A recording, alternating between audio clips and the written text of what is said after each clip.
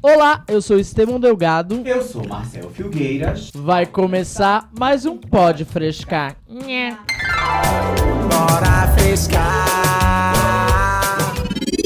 Valéria Fernandes Gonzalez, mais conhecida como Divina Valéria, nasceu em 1944 no Rio de Janeiro. Nos anos 60, a cantora estreou no primeiro grande show de travestis do Brasil, Le Girls, e lançou o primeiro disco de uma cantora trans, o compacto Valéria.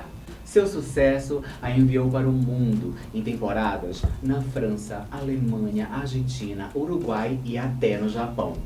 Você pode assisti-la nas obras Divina Divas, Cidade Baixa e Marie, pelo qual recebeu o troféu Kikito no Festival de Cinema de Gramado. Com 4 filmes a estrear, ela destaca Insubmissas, em que é dirigida por Lu Maza no segmento Nada Somos. Lu Maza é diretora, atriz, roteirista e escritora. Desde sua primeira peça profissional aos 17 anos, encenou dezenas de espetáculos, com destaque para Transtopia, que a tornou a primeira diretora trans convidada pelo Teatro Municipal de São Paulo. Foi a primeira jurada trans do Prêmio Chão de Teatro e a primeira roteirista trans da TV brasileira com sessão de terapia, disponível no Globoplay e exibido pelo canal GNT. Tem mais, Lu também é a primeira diretora trans em uma série de ficção em streaming no Brasil, com Da Ponte Pra Lá, disponível no Max. Uma mulher de recordes, não é mesmo? Hoje são elas que frescam com a gente. Olá, no ar, mais um Pode Frescar com a minha amiga. Tudo bom, amiga? Eu achei você especialmente bela hoje. Amiga, que eu tô de tapete perto. Será que a gente tá gravando? Porque hoje é dia 12 de junho, assim, e a gente tá solteira. Mas eu tô ótima, você que tá sofrendo. Ô, mana, tá bom. Você tá... Chorou no off, gente. Não, Eu falei, amiga, gente, calma, vai dar tudo certo. Eu falei que eu sou man free, não preciso de homem pra ter uma vida plena. Sei. Ela chegou aqui indignada, que tá Mentira, solteira, mentira. Eu respondi, eu falei pra ela, doida. Entendeu? Chega, enough. Apenas doida. Gente, um programa especialíssimo. Ao meu lado, Divina Valéria apenas. E ao meu lado, Lu Maza. Bem-vindas. Convidadas de hoje, esse programa maravilhoso, sejam muito bem-vindas. Obrigado. Estamos ansiosos por esse papo, tem tudo pra ser incrível. Amo. Isso nos leva ao nosso primeiro quadro. Quem é essa atriz? Menininha. E quando perguntarem quem é a atriz, eu... O povo perguntar quem é essa atriz aí, eu... Pra vocês, eu sou a atriz. Perfeito, gente, funciona assim. Nesse quadro, eu quero que vocês contem um pouco de quem são vocês. Em termos de essência, em termos do que vocês gostam, para as pessoas conhecerem, né? Uma apresentação mesmo de como vocês gostam e querem ser vistas. Bem, começo. Por favor. Bem, como eu sou, é como eu sempre fui, né? E toda a minha vida eu só me dediquei ao meu trabalho e à minha carreira de artista. Minha vida foi dedicada a isso. Não fiz outra coisa na minha vida que isso, e esse meu trabalho me levou a conhecer o mundo. Viajei pelo mundo, no Japão fui 2 vezes, e pela Europa toda, e foi sempre o meu trabalho que me levou, né? Que é um privilégio você não ter que pagar passagem, nem gastar. Você vai ainda, vai ganhando, né? E eu tive esse privilégio e viajei meio mundo. E quando você se descobriu artista? Eu já nasci artista. É uma coisa que já desde criança eu me envolvia com as estrelas de Hollywood, adorava. Eu tinha aqueles álbuns de figurinhas que a gente comprava, enchia o álbum com as estrelas de cinema, adorava maquiar as fotografias na revista, não é? E, bem, então sempre... Foi o que eu gostei, foi a arte, né? As grandes estrelas de cinema, e era a minha vida sempre, em criança, em menino, eu me dedicava a isso, era isso que eu gostava, sem saber que depois eu viria a ser a Divina Valéria, conhecida, e fazer esse meu trabalho que eu fiz pelo mundo todo. E você, Lu? Bom, eu sou uma menina do Rio de Janeiro, do subúrbio do Rio, assim como Valéria, nós duas somos do Rio de Janeiro. Também comecei criança, assim, desde sempre, a arte como expressão, principalmente de contar histórias, criar e contar histórias.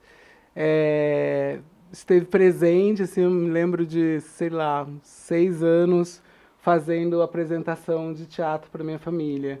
Acho que isso muito graças a uma mãe que é professora e sempre me ofereceu teatro. Então, eu sempre fui muito encantada pelo teatro. Com 12 anos eu comecei muito naturalmente, porque já com 6 eu já estava brincando, com 12 então eu comecei a estudar e não parei. E acho que nisso também me identifico muito com a Valéria, assim, de uma vida que foi muito levada pelo trabalho, né? O trabalho me trouxe até São Paulo, me manteve em São Paulo, o trabalho me levou para outros lugares, como dirigir peça em Portugal, né? O trabalho me faz também ganhar, né? Vencer fronteiras, né? Em vários campos. Então, de fato, o trabalho eu acho que me define bastante como essa mulher que eu sou, enfim. E sempre na arte. Depois do teatro, chegou a televisão, um pouco mais recente, que era um processo bem natural, na década de 70 e 80, né, que pessoas da dramaturgia teatral migrassem para a televisão. Isso não é muito comum mais, mas eu sou uma dessas pessoas. Eu já tinha uma longa carreira no teatro, já tinha sido indicada para o Prêmio Jabuti com uma coletânea de dramaturgia, entre outras coisas. Quando a televisão me convida, e aí eu estreio como roteirista, e atualmente, além de roteirista, sou diretora também. Então, somar o teatro e a televisão foi lindo e me lembrou muito a infância, porque quando eu era criança eu assistia Dias Gomes, eu assistia vários dramaturgos que são do teatro, né, e foram para a televisão, essa integração, porque a televisão é popular como o teatro, né, a dramaturgia. Então eu fico muito feliz de hoje conseguir conciliar esses dois universos. Você falou que faz isso desde criança, né? Conta histórias desde muito jovem. Você identificaria isso como um dom? Essa facilidade para contar, para traduzir, para criar? Eu acho que sim. Eu diria que é muito vocação e dedicação, suor, claro, mas existe um quê, como a Valéria estava falando, que nasce com a gente, de fato. E esse quê está ali, ainda que você não consiga elaborar quando você é criança, obviamente, mas eu sentia, eu acho que Valéria também, tinha uma coisa ali, tem um chamado, um brilho. Desde criança a gente sente que tem uma coisa diferente ali dentro da gente. Naturalmente. Olha, você sabe que eu comecei, por exemplo, a fazer o travestismo, não é? Em 64. Já faz 60 anos. Eu estou com 80 anos, apesar que eu não tenho idade, eu tenho juventude acumulada. Mas é isso aí, são 60 anos de carreira, eu comecei em 64, junto com a ditadura. Passei por cima de tudo e continuei, e trabalhei mesmo naquela época, e corri mundo trabalhando, e aqui estou, inteirinha, com 80 anos, em pé de... E trabalhando, né? Sim, e nessa época tinha muita resistência, né? Você teve essa carreira, você teve acolhimento, né, da família, né? Porque normalmente, artista não é profissão, não vai ganhar dinheiro, né? Sim. A senhora sofreu mais por ser uma pessoa trans ou por ser artista? Nem por uma coisa nem por outra, porque eu fui da minha casa para viver a minha vida com 16 anos, então eu fui ver... Então não teve apoio da família? Não, porque minha família não tinha nada a ver com arte, com nada disso, e eu fui ver minha vida que eu queria, então eu saí da minha casa 16 para 17 anos, já fui morar na casa de uma amiga minha, e daí comecei a frequentar a Cinelândia, que era o reduto das bichas da época, né? A Cinelândia era a Broadway do Rio de Janeiro, né? Com todo aquele cinema, lanchonetes, bombonieres, era maravilhoso. E nós frequentávamos todas as bichas todas frequentavam a Cinelândia, que era o lugar de encontro nosso, né? Eu, Rogério, Heloína, Fabete, Verusca, éramos muitas. E era maravilhoso aquela época. E o que não podíamos era aparecer na televisão, porque naquela época havia censura. Então, eu fazia show já em boates e tudo, mas não íamos à televisão. Mas eu acho que por não ir à televisão, a casa que trabalhávamos estava sempre super lotada, porque tinha que ver pessoalmente. E nessa época era na Galeria Alaska, na boate. E tinha também Stop. o Teatro Rival, né? Já existia Rival, né? Mas eu sou antes do Rival ainda, Sim, né? sim. O Eu Rival- assisti Divinas Divas, é Divinas lindo, Divas, né? é Quando o lindo. teatro Eu, Rival. inclusive, estou fazendo Rival agora no domingo. Estou Sim, fazendo um próximo espetáculo domingo. no Que Rival, que estão festejando meus 80 anos. Eu faço o incrível. espetáculo. Que incrível. Mas seu aniversário agora? Eu fiz dia 5 de junho. Você é Ai, geminiana? parabéns. Obrigada. Parabéns mesmo, você é geminiana? Geminiana, como Marilyn Monroe, como Judy Garland, como Kennedy. Glamorizou o Isso. signo de Gêmeos. Gostei. meu Gosto de trabalhar com amor, ele é nesse patamar assim. de autoestima. É assim. Assim. Chique. Lu, e você? Você já passou pelo teatro, pela TV? Qual você prefere ou acha que articula melhor o seu dom? Então, o meu dom é contar histórias. Eu vou contar histórias, seja na televisão, seja no teatro, seja em cima de um banquinho, seja numa mesa de bar. Então, assim, a ideia é contar histórias, né? E às vezes vivenciar essas histórias como atriz, tantas vezes dirigir essas histórias como diretora, né? Então, é difícil. O que eu posso te dizer é que eu tenho um idioma, eu tenho uma nação, que é o teatro. A minha nação é o teatro, isso para mim é muito claro. Foi no teatro onde eu cresci, foi no teatro que eu aprendi o que era humanidade, foi no teatro, inclusive, que eu consegui acolher o meu processo de transição. Então, de fato, a minha terra é o teatro. Mas eu adoro ser estrangeiro no audiovisual, eu amo fazer cinema. Fizemos um filme juntas, Valéria e eu, no final do ano passado. Faço bastante audiovisual, mas eu sei qual é a minha origem e tenho muito orgulho dela. Já que a gente começou a falar de trabalho, eu vou pedir pra você chamar nosso segundo quadro. Uma repórter mentirosa. Você é muito mentirosa, uma repórter mentirosa. Você é super mentirosa. Você é muito mal feita, muito mal feita. Gente, eu quero saber se já inventaram fake news de vocês por aí. E qual foi a pior, a coisa que disseram que era mais em verdade, assim, possível? Olha, eu não sei, falam tanto de mim, que eu, afinal, eu nem Não tava presto tão muita ouvindo. atenção. Sim. Não me lembro. Ótimo, quero... Das Eu acho que as pra pessoas saúde falam, mental é boa. sobretudo se falar mal, menos ainda eu lembro, né? Por favor. Poucas pessoas fazem isso, de guardar o que falam de bom, né? Imagine que falar mal de uma pessoa que vive da sua arte há 60 anos, dedicada à sua arte, pioneira, que lançou muita gente, é um despeito, né, falar. Entende? Eu adoro essa palavra. Ainda mais sendo uma pessoa digna e correta e somente dedicada ao seu trabalho. Mas, Que Valéria, sempre foi a minha parte. no livro tem algumas matérias, tem algumas Trouxeram um reportagens. livro Ah. aqui, ó. Fala né? desse livro, fala um pouco desse livro, Lu. Essa é a biografia da Divina Valéria, né, feita pelos Albertos. É uma fotobiografia riquíssima, né, que conta a vida toda dessa mulher e documenta a história desde esse surgimento do grupo da Cinelândia que Valéria descreveu agora, da juventude, até os filmes recentes, até o Kikito que ela recebeu, né, no Festival de Gramado. Então é um livro muito apaixonante, porque você acompanha a trajetória dessa mulher que, ao contrário de outras companheiras de geração, ao invés de ficar no Brasil, né, foi para o mundo. E aí percorreu vários lugares pelo mundo, várias culturas, várias pessoas, vários encontros, que é uma trajetória riquíssima, né? Isso eu acho muito legal. Você consegue destacar duas histórias imperdíveis desse livro? Duas Desse livro não, né? Dessa histórias. biografia. O que? Não sei.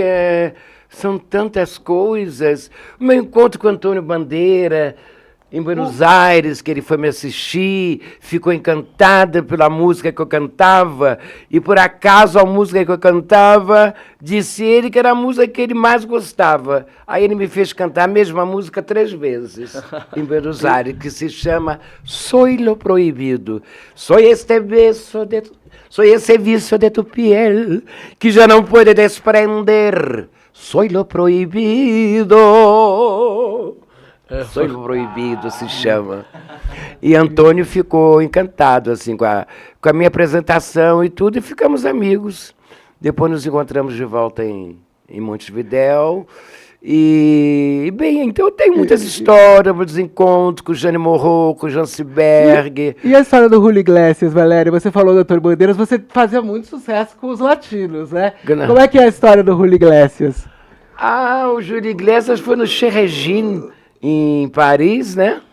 E a Regine já me conhecia aqui do Brasil, porque ela vinha muito ao Brasil. E uma vez eu estava em Paris no Chez Regine com a Luana, uma condensa brasileira que vive em Paris há muitos anos, Luana de Noailles. E, bem, nós estávamos aí no Chez Regine quando a Regine, que já me conhecia, comentou com o Júlio Iglesias de quem era eu, que estava um pouquinho mais afastada, porque ele estava me olhando muito. Aí ela explicou quem era. Aí ele mandou me chamar na mesa. E aí eu fui à mesa, tomamos uma champanhe, ficamos, não amigos, mas nos conhecemos bem pessoalmente. Engraçado que eu me lembro de que nós estávamos hospedados no mesmo hotel. Ele e eu. Mas eu só soube depois que ele estava nesse hotel. E eu estava nesse hotel acompanhada por um noivo argentino, que nessa noite não queria sair, porque estava cansado e tudo, e eu fui sair sozinha para encontrar com os amigos. E aí foi quando eu encontrei Júlio Iglesias. E soube que ele estava nesse mesmo hotel que eu estava, Intercontinental, lá em Paris, né? E aí, depois de nos conhecermos e tudo mais, eu fui para o hotel. Quando eu estou no hotel, caminhando pelos corredores, eu pensava comigo, só falta eu agora encontrar com o Júlio Iglesias aqui no hotel, né? O que vai acontecer? Mas, afinal, não nos encontramos, não, no hotel. Não nos encontramos. Só nos encontramos lá no restaurante. De onde surgiu o nome Divina Valéria? O nome de Divina Valéria surgiu em Montevidéu. Eu sempre fui Valéria, durante toda a minha vida. Valéria. E em 77 eu estava em Montevidéu fazendo um espetáculo, e aí um diretor do espetáculo botou o nome do espetáculo como Divina Valéria. E o público aí começou a me chamar Divina Valéria, e não só Valéria. Começaram a me chamar como o nome do espetáculo. Foi o nome de espetáculo que virou o meu nome. Mas depois. o seu nome era só Valéria? Era só não tinha Valéria. Sobrenome. Não, era legal. só Valéria. A gente tá gravando esse programa no dia 12 de junho, dia dos namorados. Eu queria saber, você namorou bastante? Muito. Conte um pouquinho dessa vida romântica pra gente. Meu amor, a minha vida romântica, bem, namorei muito. Você sabe que eu, viajando o mundo, ainda mais na Europa, né? Que adoro as travestis e tudo, os homens com loucos. E aí, bem, eu namorei muito lá na Europa, como no Brasil, mas meu grande amor foi um brasileiro, um gaúcho. E agora mesmo ando pensando nele, com essas enchentes no Rio Grande do Sul, né? Porque ele é lá do Rio Grande do Sul, ando pensando nele. E namorei, lógico, namorei muito, viajei muito. Teve um conde, não teve? Um conde? Lógico, eu tive até um conde, verdadeiro conde italiano, que era o Vittorio Rossetti, que era um homem que tinha um poderio grande financeiramente, que me fez conhecer os melhores hotéis, os melhores restaurantes, me levou a Veneza para conhecer Veneza, foi linda. Eu fui levado a Veneza 2 vezes por 2 noivos diferentes, o Vittorio e o Hermann Bonvin, que era um suíço. E, bem, eu vivi na Europa como uns 20 anos, vinha sempre ao Brasil, geralmente eu vinha para a Bahia no verão, Na Bahia eu passei a ser uma figura muito conhecida e muito popular. Eu fui a primeira pessoa a sacudir Salvador no carnaval. Hoje tem Ivete Sangalo, Daniela Mercury, mas na minha época não tinha ninguém. Eu fui a primeira a sacudir Salvador, no Bloco do Jacu, que era o bloco mais popular, onde eu desfilava como destaque e sacudia Salvador. Isso foi em 74, imagine você, há muitos anos. E durante uns 10 anos eu fui a figura mais popular do Carnaval da Bahia. Tá, Ivete. Ivete, você começou agora, mas olha, eu já venho de... Ivete não, né? A precursora, né, desse movimento do axé foi Daniela Mercury, Daniela né? Mercury acho que popularizou. Mas vieram muito depois de mim. Exato. Elas vieram, já era anos 80, eu comecei em Sim. 74, ninguém saía em bloco nenhum, eu fui a única, naquela época, a sair como destaque do bloco, que foi o bloco do Jacu. E era em cima de um caminhão, né, Valéria? Antigamente, antes do trio elétrico, né? A ideia era essa, você saía em cima do caminhão acompanhando o bloco. Eu saía em cima do caminhão, na carroceria do caminhão vinha a orquestra tocando. E eu em cima do capô, onde fica o motorista, eles faziam um palcozinho aonde eu vinha desfilando, né? E aí dávamos a volta por todo Salvador. Tomara que esse ano te encontre de novo, no meio da rua, no meio do povo, mortalha encharcada de cerveja até o pé, e a boca lambuzada de acarajé. Oi, tomara que esse ano... Era a música... A música, Pulando muito. Tinha uma música, inclusive, que falava de mim no bloco, que era: nesse carnaval mistura frevo com lambada. Nesse carnaval mistura frevo com lambada, pra mudar um pouco o gingado, pra mexer com nova emoção, para ver Valéria bailar em cima do caminhão. Ei, nesse carnaval mistura. Valéria, você, só pra gente encerrar esse bloco, você namorou bastante com várias pessoas lá fora, uma mulher viajada. O que o brasileiro tem que o estrangeiro não tem? Educação, que falta muito para os brasileiros. Os europeus são mais educados, são mais gentis, são mais gentlemen, né? Mas é uma questão de que nós estamos num terceiro mundo, e a Europa é um primeiro mundo, né? Mas o brasileiro Isso você vê, se você for para lá, você em seguida se dá conta. Mas o brasileiro tem o borogodó. O brasileiro tem borogodó, Você falou que se apaixonou pelo muito brasileiro. carnaval. Brasileiro sabe fazer. Não, mas Valéria, a pergunta do Marcel foi a seguinte: O contrário. o que o brasileiro tem? Porque você falou, o meu grande amor foi o gaúcho. Então, o que o brasileiro tem? Bem, nessa questão do amor, não é que o brasileiro tenha mais do que os europeus, é que na época eu vivi aqui e me apaixonei por um brasileiro. Não, primeiramente, a primeira paixão minha, o primeiro amor da minha vida foi um uruguaio. Daniel Janussi, era uruguaio, foi o primeiro amor da minha vida. Eu era bem jovenzinha, eu devia ter meus 18 para 19 anos e tudo. E aí fiquei morando com ele uns 2 anos em Montevidéu. Foi meu primeiro amor.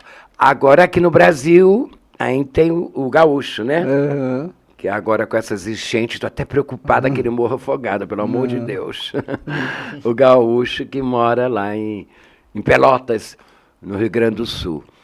E que mais a pergunta? Não, era só pra saber do borogodó do brasileiro. Do borogodó. O brasileiro tem muito borogodó, né? O brasileiro tem um sex appeal bem grande. É verdade. Vamos pro nosso terceiro quadro? Eu sou uma assistente de palco. Pode falar, mano. Eu não trabalho com público baixo, eu só trabalho com público mais fino. Fio, Só homem mais fino, eu não trabalho com público baixo nível. Gente, esse quadro é pra gente falar de uma das coisas que vocês mais amam na vida: trabalho.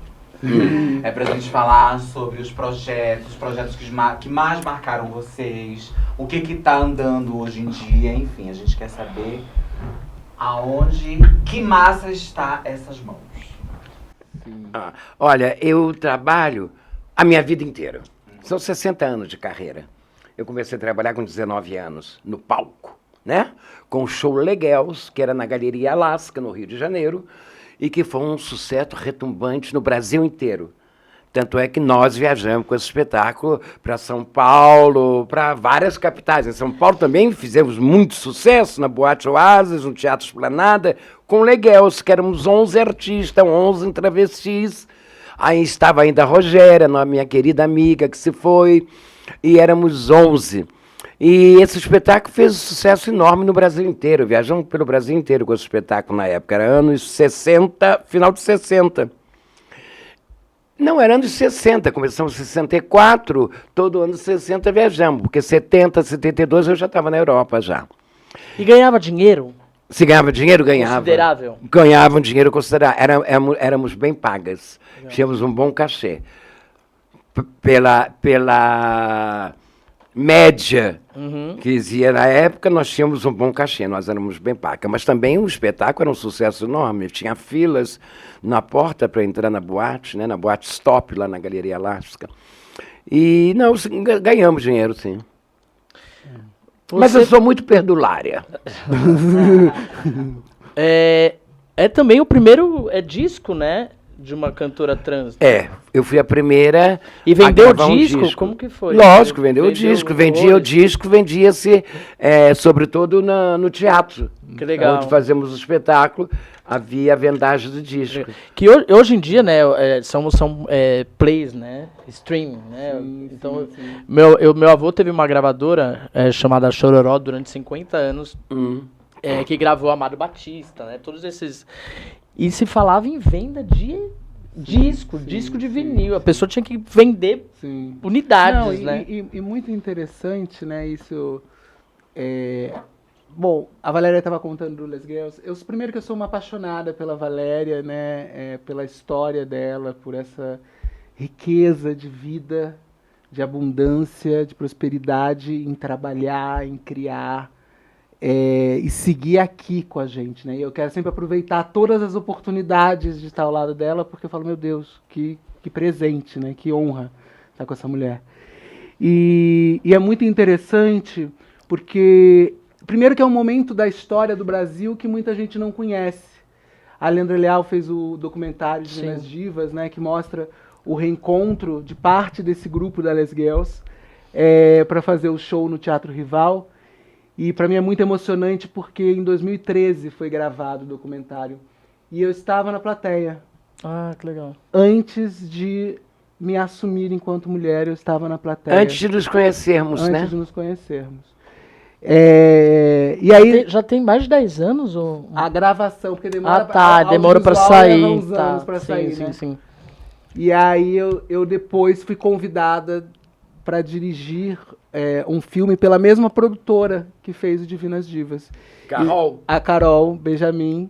E aí nós falamos, as duas pensamos na mesma hora, quando, né, entendemos o roteiro, falamos, tem que ser a Divina Valéria, tem que ser a Divina... Mas onde está a Divina Valéria? Porque a Divina Valéria vive pelo mundo, né? Então, Divina Valéria está em Paris, Divina Valéria está em Montevidéu, Divina Valéria está no Rio, Divina Valéria estava gravando novela das 9. Essa mulher que foi proibida durante décadas de aparecer na televisão, estava estrelando uma novela das 9 na Rede Globo. Travessia. Então, isso é tão, assim, doido, né? E ela fala com essa leveza da arte, né? De colocar a arte em primeiro lugar. Claro, a gente está falando de um tempo onde não tínhamos uma organização social como um movimento, não era sobre isso, né? Mas a existência dela nesses lugares, é político, né? ocupando esses lugares, esse disco que ela lança, que muita gente não conhece, que acha que a gente tem uma geração nova de travestis cantoras brilhantes, e temos, mas existia uma matriarca lá atrás gravando. E isso é tão poderoso, e ela não estava consciente se ela era trans, se não era uma artista fazendo arte. E isso é tão apaixonante. Era a única coisa que passava pela minha cabeça, eu não me via trans, travesti, eu me via um artista, uma pessoa, nada mais. E é assim que tem que ser, né? E esse disco, por exemplo, hoje em dia, quem tem são colecionadores, né? Que tem esse disco, porque ele foi vendida uma certa quantidade, e depois já não se gravou mais, então está na mão de colecionadores, vários.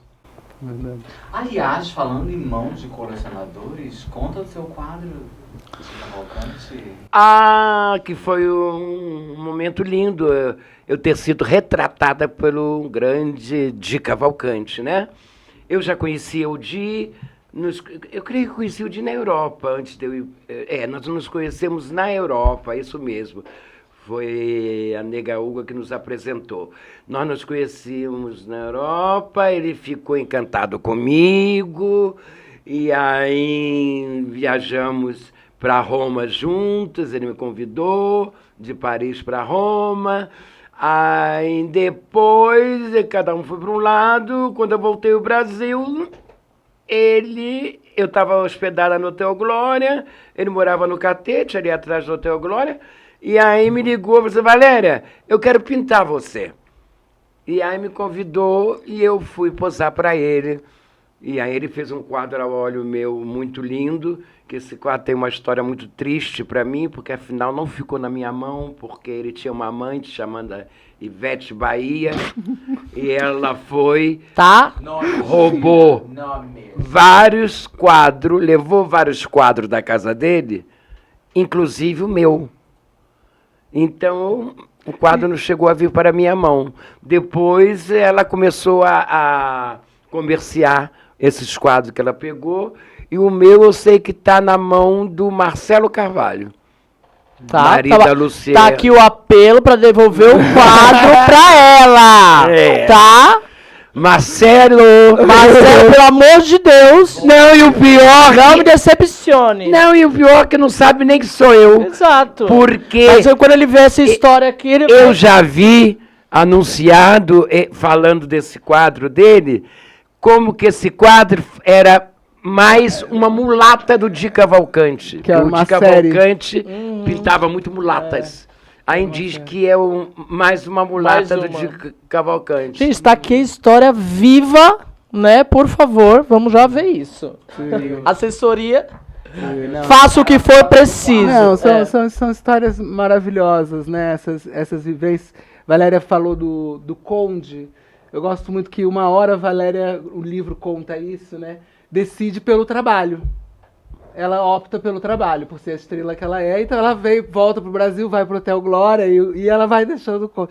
E aí, o que aconteceu depois com o Conde? O que falavam quando... Conta essa história, é maravilhosa. O que foi? Eu já te contei alguma coisa Você disso? Contou, no livro também. Não, porque o Conde eu deixei lá na Itália, vim pro Rio passear. Aí eu fiz um sucesso muito grande.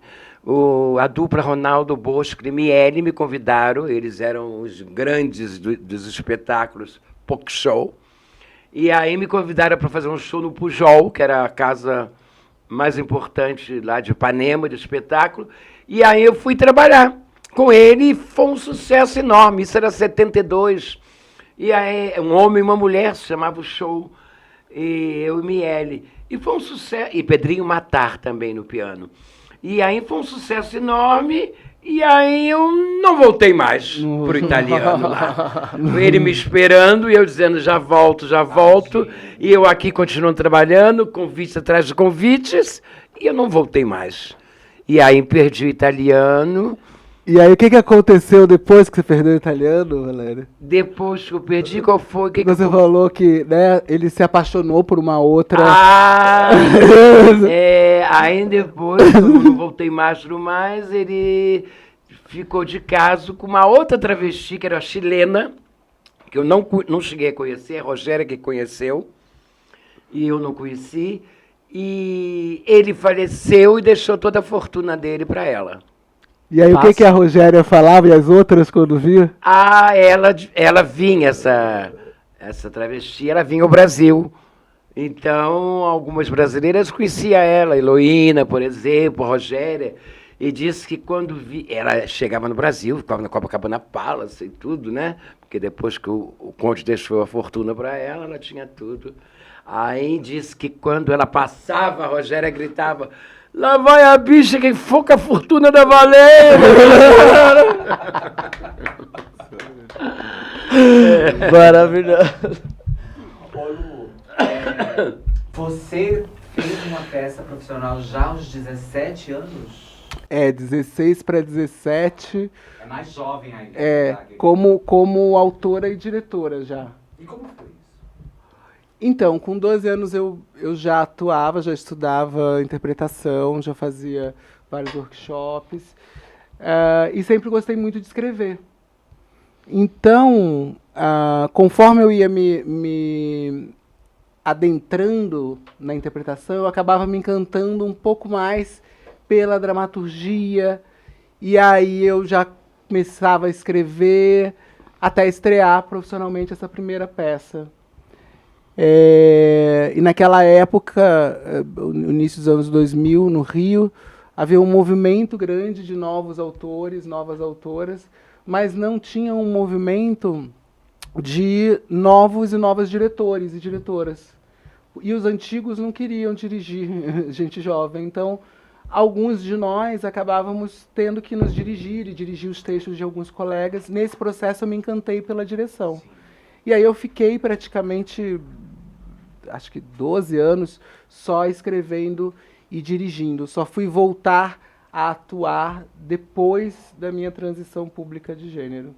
Mas eu comecei atuando, encontro essa paixão, né, para contar as histórias, como eu sempre gostei, na dramaturgia, e a direção vem para fechar esse elo, né, que eu digo, eu sou uma atriz, diretora e autora, né, acho que isso me compõe, assim. As suas peças, elas têm algum fio que faz um link entre elas, alguma essência, uma consciência? Isso, ou você conta diferentemente? Olha, isso é muito interessante, porque tem uma outra coisa que eu também me identifico, de certa forma, com a Valéria, sobre esses feitos históricos conquistados quase que inconscientemente, porque a gente só está fazendo, né? A gente só está... a gente só está trabalhando, na verdade, né? Mas aí, de repente, você vê que aquilo representa muita coisa, porque talvez outras antes de nós não tiveram a mesma oportunidade. E aí a gente descobre meio sem querer que faz história. Não é uma coisa Isso é muito pensada, poderoso, né? Não nos damos conta. Não nos damos conta. Não. Eu escrevia, não tinha... Olha, eu era uma criança preta, de um bairro pobre do Rio de Janeiro, filha de uma professora, de um bombeiro, que começou a escrever e dizia que era uma intelectual, uma pensadora, uma escritora, acreditou nisso, se jogou nisso, estudou, se aperfeiçoou e se tornou isso. E eu sou isso, né? Essa especialista que fui crítica de teatro, jurada de prêmio de teatro, quer dizer, acho que o que comprova, de certa forma, o meu conhecimento de algo que eu me dedico há tanto tempo. Mas tudo que é sendo a primeira mulher trans. Como? Tudo sendo a primeira mulher trans a ser chamada. Sim, mas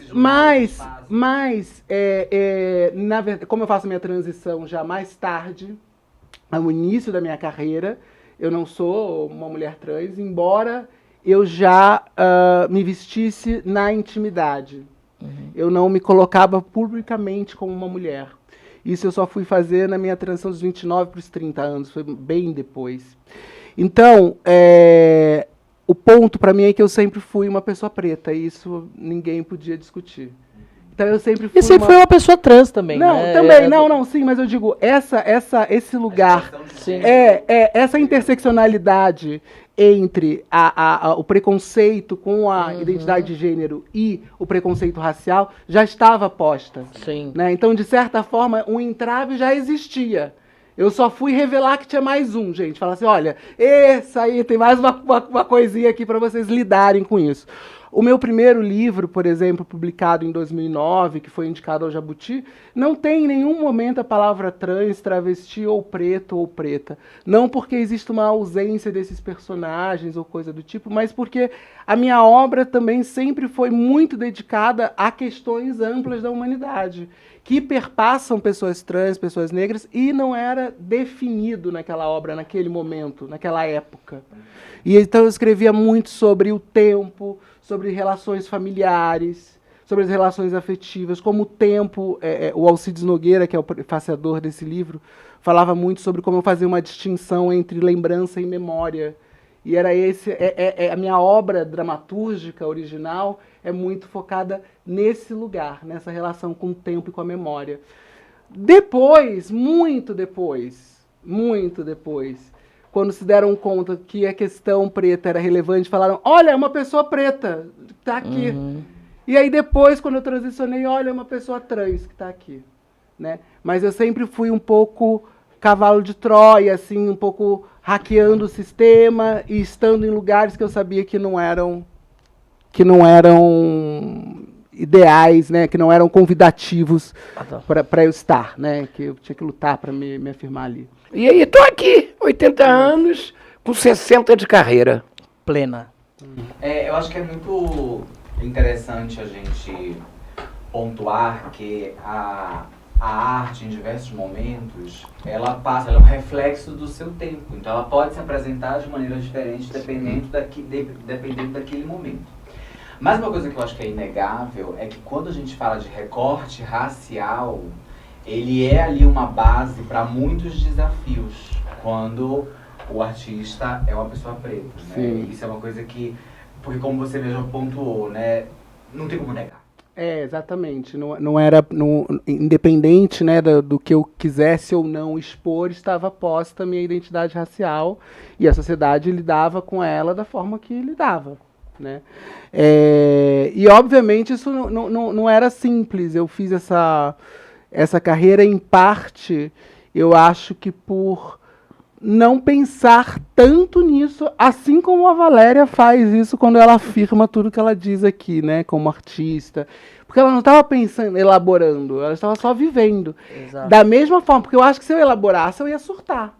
Então eu só vivia, né? Eu entendia que tinha um preconceito, eu entendia que as pessoas não eram necessariamente felizes com a minha presença em alguns espaços, mas eu falava, bom, é isso que eu sei fazer, eu amo teatro, eu amo isso aqui, desculpa, eu preciso estar aqui, não tenho o que fazer. Aliás, desculpa não, me aceite, meu amor, porque isso aqui também me pertence. E foi assim, e tem sido assim até hoje. Isso é muito desafiador, na verdade, porque as nossas conquistas, que são conquistas de exceção, né, de uma realidade brasileira que a gente sabe muito bem qual é. A nossa conquista de construirmos carreiras enquanto artistas, termos respeito, estarmos aqui, né, nesse lugar de prestígio, de sermos entrevistados, a gente sabe que isso é uma exceção da realidade de muitas. Seja na época da Valéria, no início da carreira dos anos 60, seja até hoje, em 2024. Né? Então é muito importante celebrar essas histórias de conquistas, mesmo quando muitas vezes essas pessoas não tinham nem consciência, porque a gente só estava fazendo. Em 2018, eu fui convidada para escrever para televisão, para Sessão de Terapia, que era uma série que eu amava, porque eu amo terapia, adoro psicanálise, então eu tinha uma paixão por essa série. E, de repente, eu fui convidada para participar de um reboot, né, que ia ser a nova versão com o Selton Mello, que além de diretor, ia assumir o papel de protagonista. E eu participei, escrevi um personagem super importante, que também falava sobre questões raciais, e era ótimo, porque era o meu momento que eu estava publicamente reivindicando a minha posição feminina, mas eu estava escrevendo sobre um personagem masculino, machista, escroto, e eu achava isso ótimo. Eu entrava nas livrarias para comprar um monte de livros sobre masculinidade, toda montada. Eu achava aquilo maravilhoso. Foi um ótimo exercício também de choque, assim, no meu momento, né? Poder me debruçar sobre a masculinidade que eu estava ali reivindicando, que não me pertencia, né? E sim a feminilidade. E fiz esse projeto e tal. Em dado momento, eu vejo uma notícia sobre a Janet Mock, que é a primeira roteirista trans afro-americana. Ela não é a primeira roteirista trans no geral, existia uma outra anterior, mas é a primeira roteirista trans afro-americana. E aí eu vejo aquela matéria em algum jornal estrangeiro e falo para minha chefe, ligo para minha chefe e falo: caramba, você tem noção que a gente está fazendo a mesma coisa aqui? Sim. E aí, você não tá intitulada, né? Como a primeira trans. E aí, assim, tipo, isso foi tão interessante, porque aí que nós tivemos noção. Eu não tinha noção, ela não tinha noção, ninguém tinha noção de que ia ter uma proporção, de que ia trazer, inclusive, uma visibilidade até para a profissão de roteirista, que muitas pessoas nem sabiam exatamente o que era. Isso é muito legal, né? Ô Lu, você falou que fala sobre diversas histórias, enfim, e essas histórias atravessam, mas é interessante ter uma roteirista trans falando, por exemplo, de um personagem trans, né? Todas as novelas que passaram, né, que tiveram trans, foram escritas por homens ou por mulheres não trans, né? Isso é interessante, essa vivência, né? Sim, sim. Eu acho que a gente tem alguns momentos históricos e geracionais. Acho que existem gerações que foram fundamentais na criação artística e na apresentação artística, mas as posições de liderança criativa, ou seja, os papéis de diretor, diretora e autor, autora, esses foram muito difíceis de serem alcançados por pessoas trans, por travestis, né? Estar em cena sempre foi interessante, porque sempre... Sim. Quem não quer ver Divina Valéria em cena, meu amor? Entende? Então, agora, dirigir, né, dar este poder, essa liderança, essa é uma conquista recente, né? Acho que é uma geração nova que tem vindo muito forte, Alice Marconi, Chica Andrade, Ela Santana, Júlia Caterine, Cássio Kelme, Léo Moreira Sá. É uma geração de autores roteiristas trans. E aí eu acho que isso vai trazer uma dignidade, porque é óbvio que uma grande ou um grande novelista vai escrever um papel brilhante para Valéria e ela vai brilhantemente interpretar. Mas se for uma pessoa trans, talvez eu fale propriedade, alguma... né? Não, e talvez eu fale alguma coisa, uma palavra, uma coisa que... Ou quando eu estou dirigindo a Valéria. Às vezes eu tenho a sensação de que tem uma troca de olhar ali, que a gente vai... É uma vivência de vocês. Exatamente. Que se eu fosse uma diretora cisgênera... Não alcançaria. Não iria. Muito legal. E acho que essa é a mágica. E isso imprime na tela. E como uma produtora, eu também digo isso. Isso imprime na tela. Então vale muito a pena investir em diretores e autores trans para que seus atores, atrizes trans tenham ainda mais força nas cenas, sejam das peças, sejam dos espetáculos musicais, seja nos filmes, nas séries, nas novelas. E na publicidade, né? Vocês acabaram de fazer para uma marca de cosméticos. Ficou lindo o filme, né? Maravilhoso, né? Sim. Essa campanha... Primeiro, eu posso falar o nome da marca? Pode, eu vou cortar. Mentira. Mentira, não, eu conheci há algum tempo a diretora da Época Cosméticos e nós rapidamente entendemos que compartilhávamos a mesma paixão por livros e por perfumes, porque ela cuidava da Época Cosméticos e de um site de venda de livros usados, um grande site de venda de livros usados. E eu falava, nossa, você é apaixonada pelas duas coisas que eu mais amo, que é livro e perfume. E aí nós nos conectamos ali e falamos, vamos pensar em alguma coisa, vamos pensar. E ficou.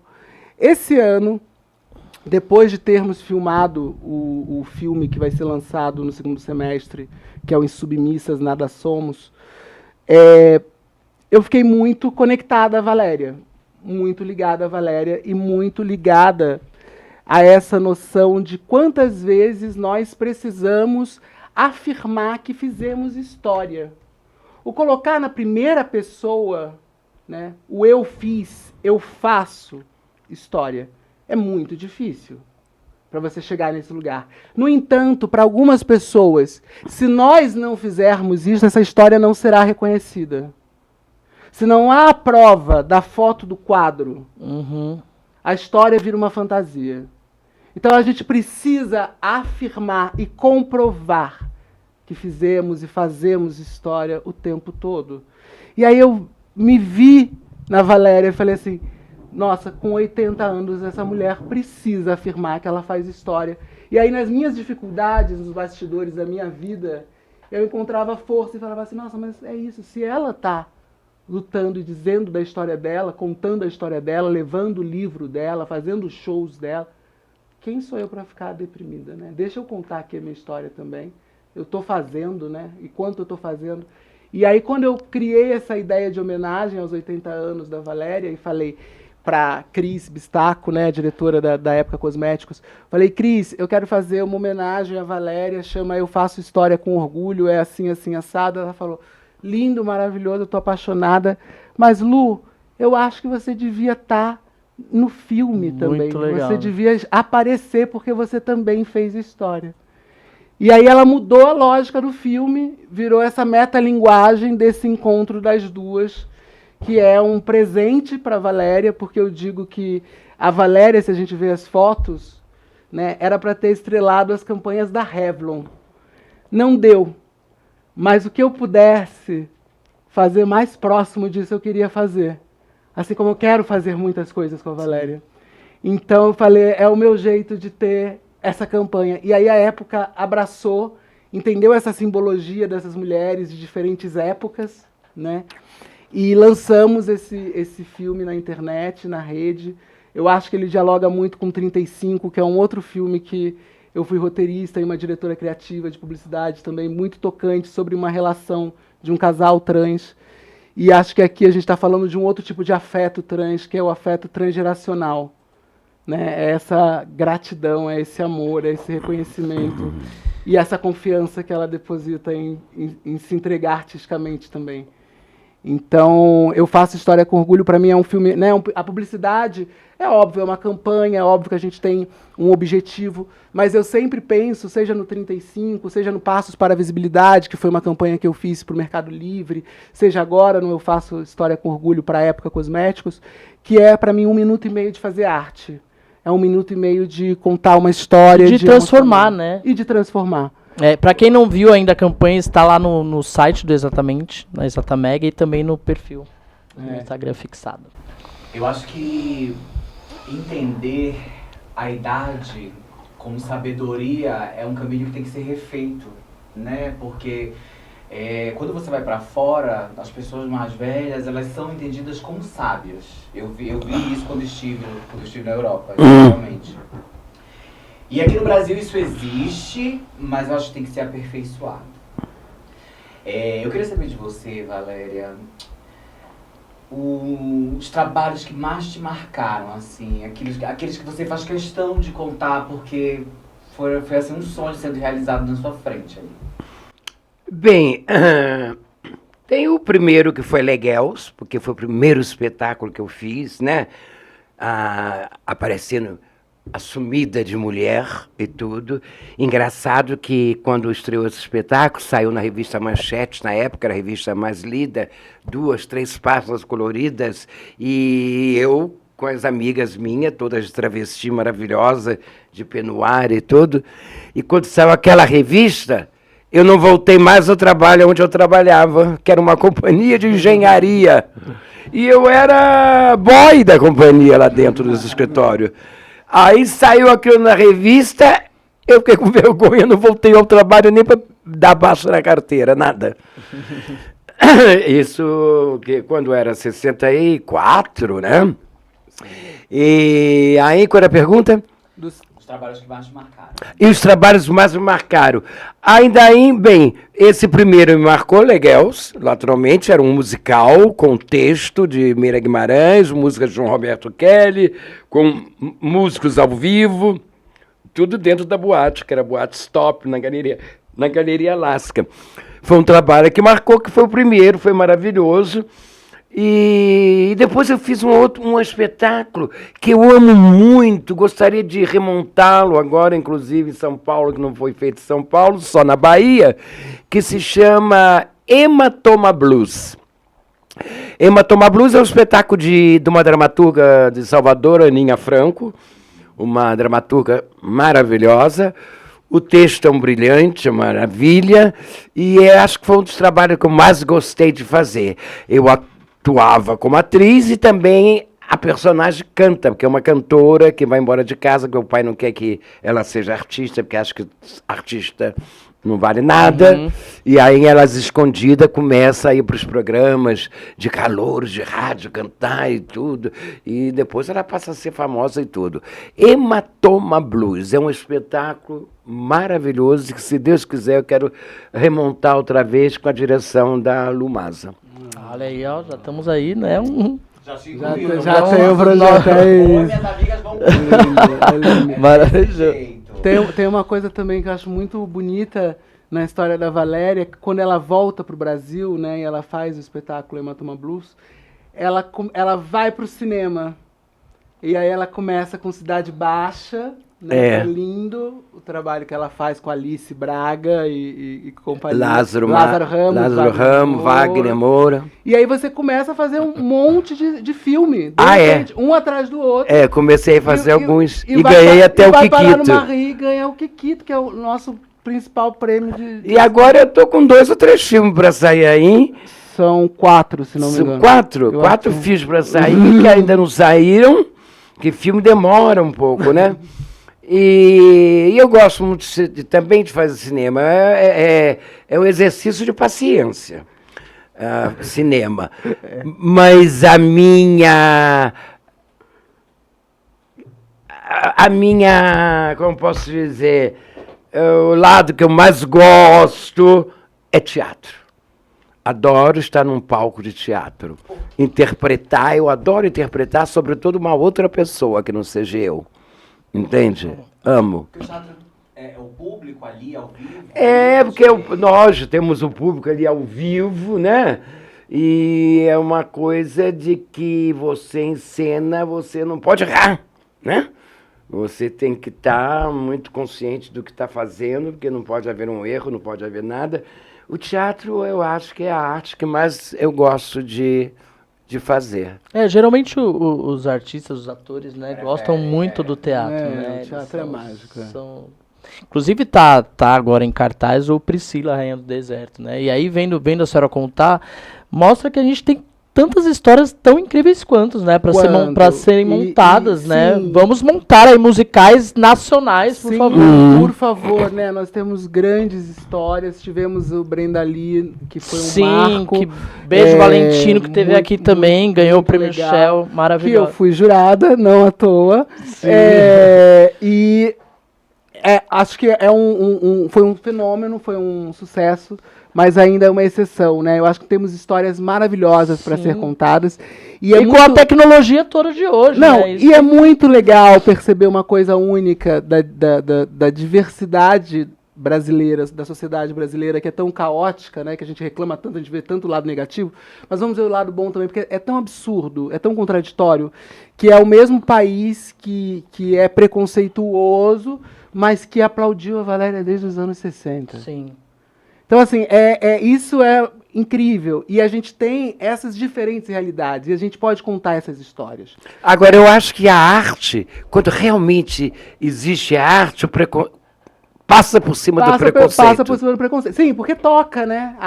O problema é que muita gente, nos últimos anos principalmente, confundiu a arte com política e deixou de se tocar pela arte. Ela cria um bloqueio, dependendo de quem é o artista. Sei. Que é uma coisa que não era assim. A gente escutava uma música, se emocionava ou não. A gente não queria saber exatamente qual era a posição política daquele... Né? Isso mudou. E aí as pessoas não se permitem mais receber a arte, muitas vezes, dependendo de quem as produz, né? Isso é muito difícil. Mas, só voltando para as histórias, o que eu acho incrível é que, assim como a gente tem a história da Divina Valéria para contar, a gente tem a história da Rogéria para contar, a gente tem a história da Andréia de Maio para contar, a gente tem histórias muito diferentes, desde travestis que tiveram que viver na marginalização, que tiveram que se prostituir, etc., até travestis que foram estrelas internacionais como Divina Valéria. Essa contradição é tão doida que também já dá um espetáculo em si, né? Sim. Do Brasil. E você sabe que quando eu comecei, que saiu na revista, que era a Manchete, a revista mais importante, todas nós de mulheres, né, no espetáculo Leguels e tudo, Rogério ainda estava e tudo, e que saiu na revista, eu falei, agora eu não posso voltar atrás. Porque agora dei a cara. Que bom que não voltou, né? Dei a cara, mostrei, agora tenho que seguir em frente. E aí, graças a Deus, Deus me deu o dom da arte, eu pude seguir em frente, fazendo o que eu gosto e até conhecer o mundo que o meu trabalho me levou. E ainda e fazendo show, né? Porque tem uma agenda, é isso que eu acho maravilhoso, né? Uma vez eu vi uma pessoa, né, fala, nossa, mas a Valéria trabalha tanto, a Valéria tinha que descansar um pouco. Mas, assim, eu acho que não tem como, porque realmente ela tem uma paixão por trabalhar. E ela tava falando da arte, do cinema e arte da espera, eu vou achar que é quase uma indireta. Porque quando a gente tá filmando, né, e ela precisa esperar, e eu fico falando, calma, a gente já vai. Porque realmente tem que ter uma paciência, né? A parte técnica é muito difícil, muita gente não imagina, né? Mas para eu mover uma câmera de um lado para outro, eu levo 1 hora, e aí eu preciso pedir pra atriz esperar.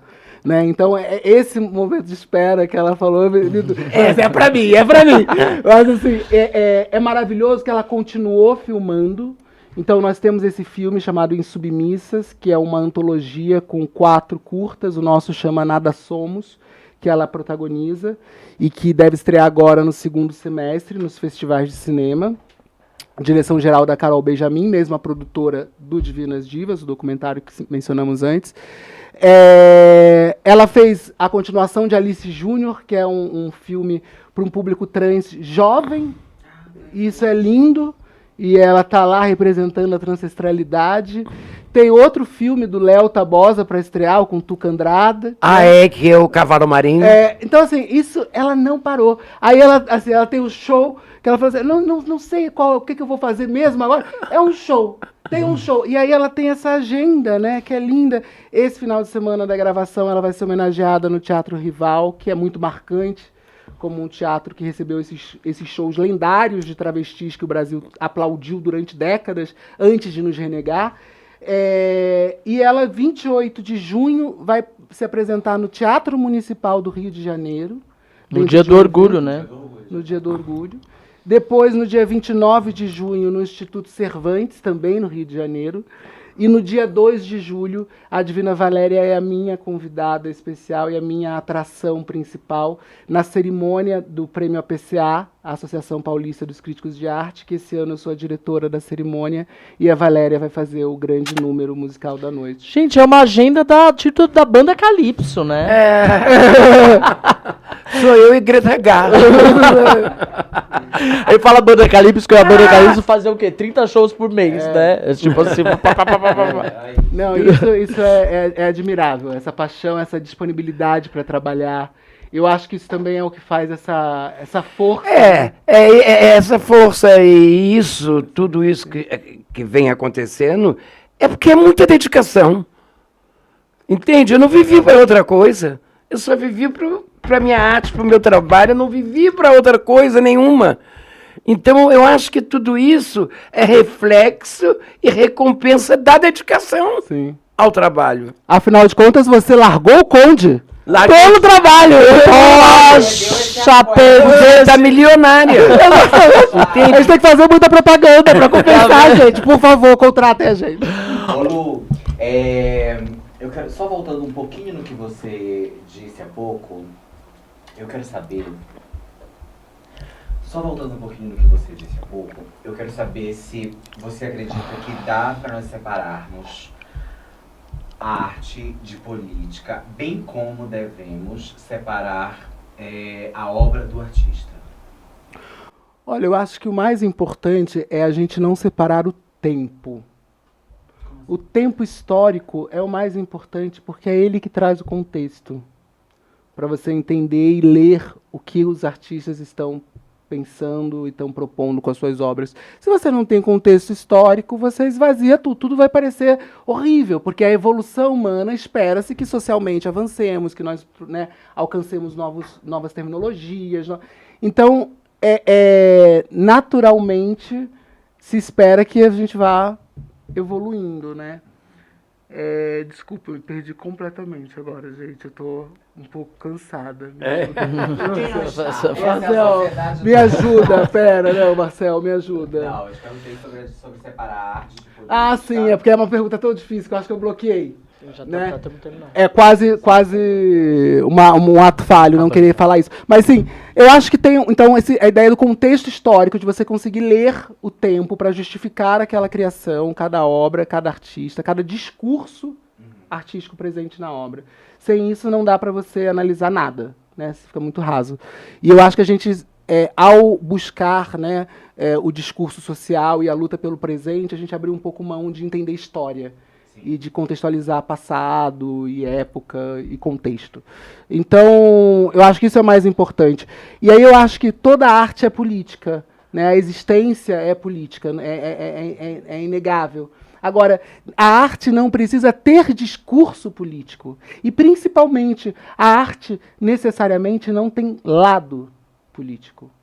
A arte é a arte. Eu acho que esse lugar que durante muito tempo tivemos, né, de transitar por de todos os lados enquanto artistas, que a gente nos últimos tempos retrocedeu e começou uma ignorância das pessoas pararem de consumir certos artistas por questões que não são realmente relevantes. É claro, é diferente de alguns casos, como Monteiro Lobato, por exemplo, que tem declarações racistas oficiais, correspondências com o governo americano, documentadas com discurso racista. Isto é diferente, é um caso diferente, né? Mas muitos outros não se trata disso, se trata do seu tempo. Então, vamos ler essas obras, né, com a luz de seu tempo. Não, esse assunto daria um outro programa, né? Que eu já ia fazer umas perguntas capciosas aqui, mas a gente precisa acabar. Nosso último quadro, Eu Mereço Quanto Amor. Eu mereço quanto amor. Uma rodadinha, deu uma rodadinha. Sem respeito, velho, sem vergonha. Esse é um quadro que vocês falam onde as pessoas acham vocês, tanto nas redes sociais quanto na vida. A mim, por exemplo, pode me encontrar nas redes sociais, naturalmente, Divina Valéria, no Google, YouTube, tudo isso tem muita coisa de Divina Valéria, né? Quando não sou eu nem sei postar, as pessoas postam, mas tem muita coisa minha. E qual é a pergunta mais? Onde podemos... E na vida? Trabalha demais. No tempo de lazer. Podemos encontrar lá no quê? Num cabaré da Cecília? Eu vou num bar? Um pouco em todo lugar. Eu gosto de sair e eu vou a todos os lugares. Eu gosto. O cabaré da Cecília é divertido. Sim. Aí eu vou pro bar da Dona Onça, onde eu encontro meus amigos para almoçarmos, jantarmos. E... eu sou uma pessoa muito aberta para tudo. E, gente, se você tiver a sorte de encontrar a Divina Valéria no rolê, né, amor? Pode pedir foto, porque é um ícone. E eu sempre falo, né, seja Divina Valéria, seja Heloína, que são as nossas grandes matriarcas dessa primeira geração organizada, digamos assim, de travestis no Brasil, a honra de você encontrar essas mulheres, de você ouvir a história dessas mulheres, da boca delas, pare e escute. Sim. E não só delas, que são artistas famosas, Heloína, né, que foi uma grande madrinha de bateria, grande empresária, Valéria, né, essa artista que a gente está aqui homenageando, mas de qualquer mulher trans, porque se você encontra uma mulher trans de 60, 70 anos, o que essa mulher tem a contar? Escute, pare e escute o que a gente tem a contar. É isso, né? Que tenhamos mais pessoas como vocês que nos chamem para ouvir essas histórias. Riquíssimas, né? Essas histórias, né? Me acham no @Lumasa no Instagram, principalmente, mas ainda resisto bravamente no Facebook, não sei até quando. Pois é, sou da... Tem teu público. Pois é. Hoje eu converso com a Valéria, hoje eu faço outras conexões, minha mãe, eu tenho muitas conexões importantes no Facebook. Então eu tô lá no Instagram e no YouTube vocês conseguem ver as minhas várias obras, né? Seja o 35, o Passos para a Visibilidade, o Eu Faço História com Orgulho, que são publicidades, sejam trailers de séries que eu fiz, como Sessão de Terapia, ou a última, que é o Da Ponte Pra Lá. Tá no ar agora. O Da Ponte Pra Lá estreou em abril. É um original da Max, que é a antiga HBO Max. Chiquérrima, né, querida? E é a primeira série que eu dirijo, né? Eu tinha dirigido publicidade e cinema, e além de roteirizar, eu passei a dirigir também séries. Foda. Também uma primeira direção trans em uma série de ficção no Brasil, né? E somos primeiras, né? Foi a primeira, porque não deixaram ter outras antes, né? Ou outras antes não puderam se assumir, não se sentiram confortáveis. E tem um apagamento, né? Histórico, muito, né? Numa necessidade, né? Que as pessoas têm de apagar. Por isso tem que registrar mesmo. Exatamente. Ter esse registro e ter essa transpologia, né? Usando esse termo que eu gosto, que Renata Carvalho se apresenta muito como transpóloga, revirar mesmo a nossa história, né? E quando a gente vai e revira lá atrás e vê desde Chica Manicongo, né? A gente está aqui. Sempre estivemos maravilhosas, incríveis, poderosas, né? Quem não reconhece isso, que está fazendo uma cegueira social. né? É de querer discutir o indiscutível, que são as nossas existências. Essa vida que está documentada no livro, essas conquistas que estão na Wikipedia ou no IMDb, isso é história, isso ninguém tira, isso é nosso, né? Arrasou. E para adoçar essas conquistas, Temos mimos! temos presentes. Muito obrigado. Gente, Delícias do Pará. Delícias do Obrigada. Ah, isso são doces cordialmente cedidos pelo nosso parceiro Renan Baraúna, da Delícias do Pará. Em suas mãos, De cupuaçu, tem- é chocolate. Você É tem chocolate com barras de cupuaçu. chocolate recheadas com cupuaçu. Ah, eu amo cupuaçu. Que delícia. Muito obrigada, Para obrigada. aproveitar muito, deixar a vida mais doce. Muito nos momentos obrigado. Especialmente amados. É isso. Gente, muito obrigado. Obrigado a vocês, foi um prazer enorme. Um beijo para todos que estejam nos escutando. Muito, muito obrigado. E que Deus esteja sempre com a gente. Amém. Amém. A woman. Ele parece Obrigado. um pouco Belchior, né? Ai, Belga, aparece aqui, Agora todo você tem mundo que quer te aparecer. ver. Vem aqui. Vem aqui, Belga. É o seu momento, vem. Gente, Belchior e Divina Meu Valéria. Deus. Põe a câmera aqui, ó. Venha, Põe a câmera- Belchior. Não parece? Parece É o apelido muito. dele. Muito. Oi. É a cara. Olha lá. Olha o dueto, gente. Maravilhoso. Belchior. Obrigado. É. E com essa alegria e com esse bigodão, terminamos o programa de hoje. É Que isso, prazer. gente. Um beijo. e Um até a beijo. próxima. Até. Beijo, Obrigado. obrigada. Bora frescar.